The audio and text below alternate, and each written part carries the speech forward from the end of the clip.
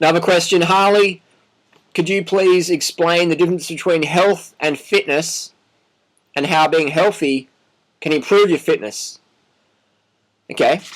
So the difference between health and fitness is I could, get a good sports doctor and pay him a bit of money and get some good drugs, so like some testosterone and maybe some EPO and, if I had a lot of money, like human growth hormone, and I could increase my fitness, a great deal. But as a result, my health would drop. So fitness is going up, my health's going down. That's why you see a lot of elite athletes with mental issues or cancer or heart disease later on.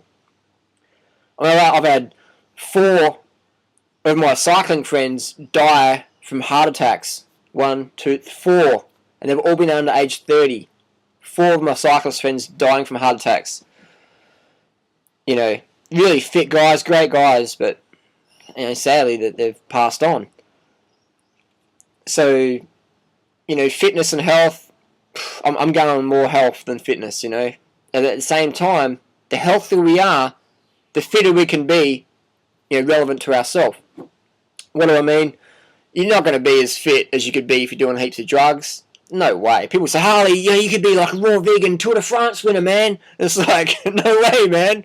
It's like, you ain't winning the Tour de France if you ain't jacked up on the best drugs, man. No way. No way. And again, this doesn't mean people are bad if they take drugs. It's just reality. It's like you could get a wild bison versus a factory pharmaceutical up bull and do a strength test. And who's going to win? The bison that's been, the purest of the purest genetics, or the bull that's jacked up with testosterone?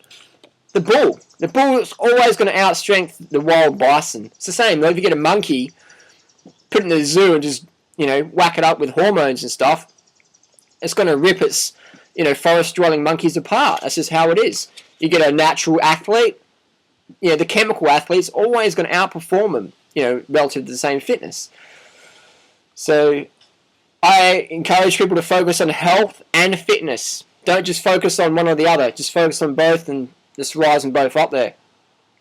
Because you can focus on health and go, I don't want to do any exercise because that's like shouldn't be doing exercise. But so actually, you can't really be healthy if you don't exercise. The sedentary people in the raw food movement, lovely people as they are, sedentarism is not healthy. To be healthy, we have to exercise. We have to dance, ride, jog, swim, play. We have to get up, moving, get the blood pumping, at least, 5, 6, 7 hours a week at least, just basic stuff. So health and fitness, improve both of them, and don't sacrifice your health to get fit and by taking drugs.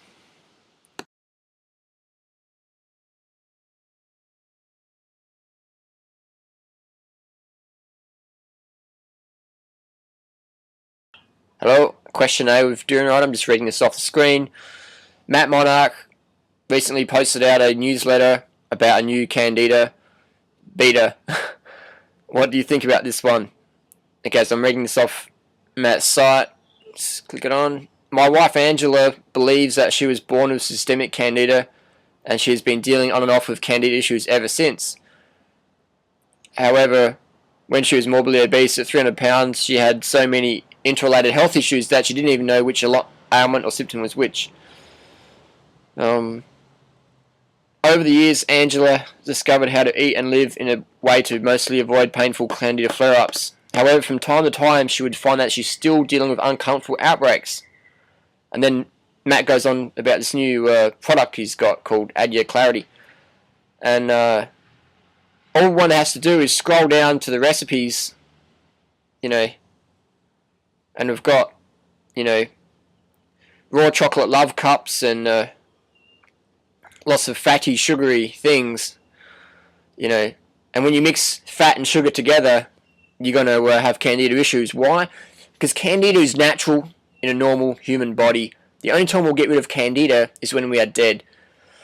Candida's role in the human body largely is to help regulate blood sugar issues if our blood sugar is too high. So when people eat a high-fat diet, which is very common in raw food, and then they have a little bit of sugar with that, be it from fruit or refined sugar like agave, the blood sugar is going to elevate because all the fat we've been eating from the nuts and the oil and meat or whatever people are eating, coats your insulin receptor sites, blood sugar goes up, candida gets called in to gobble up the excess blood sugar, bring it back down to normal levels. So we can take a supplement, product or whatever to treat the symptoms of a high-fat lifestyle, or we can lower our fat intake, up our carb intake, and blood sugar issues, poof, are gone. So that's my answer to that one. Angela Stokes is right. She's born of candida, just like everyone on the planet. And Angela's a lovely lady. She's got a good story to tell. But again, it's where people in the raw food movement, they're sincere, but they're sincerely wrong. They don't understand basic human physiology. Anyone has to read a medical textbook, and you can understand the basics. I mean, that's what I encourage people to do. Learn about candida, and don't get caught up in the sincere but sincerely wrong people who try and sell you, a Band-Aid. Well, and then they're going to see a recipe of high-fat stuff and eat more greens and don't eat too much fruit because that's like, you can't do that because that affects my business. Eat your fruit, keep your fat low, go, go, go.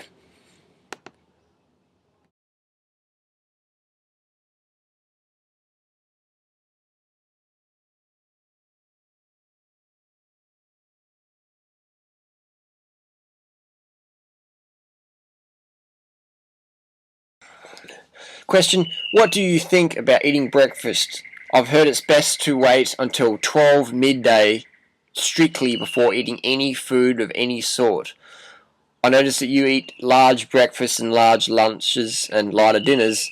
Why is this? And what is wrong with skipping breakfast? That's a good question. It's a very common question. And how can we answer that one? Let's start with, what's your goal? If your goal's high energy, if your goal's, high energy means a slim, trim, fit body and a stable mind. That's my goal. So I eat a good breakfast, solid breakfast, 1,000, 2,000, 3,000 calories plus. A typical breakfast, say 10 bananas, that's 1,000 calories. 20 bananas, 2,000 calories. 30 bananas, 3,000 calories. I eat as much calories as I care for each meal. I eat breakfast very early in the day. Sometimes it's around sunrise. People go, you can't eat, that's too early. You can't do that because the yogini said this. Look, you can't do that because, I don't know, you just can't. It's like, I do a lot of bird watching, and when the sun comes up, actually there's a bird over there, the sun comes up, I've got my binoculars right here with me. We've got a little grey striped thrush. Yeah, he's eating. He's eating. You know what I mean? They're always eating. The birds around here, always eating. The birds in Costa Rica, always eating. The birds in California, always eating. When the sun's up, they're up eating. So you won't see a bird waiting till midday to eat. This is just like some little thing, constructed in the human ego's mind. I can't wait till midday before I eat. It's like, if you can see your food, eat it. If it tastes good, eat it.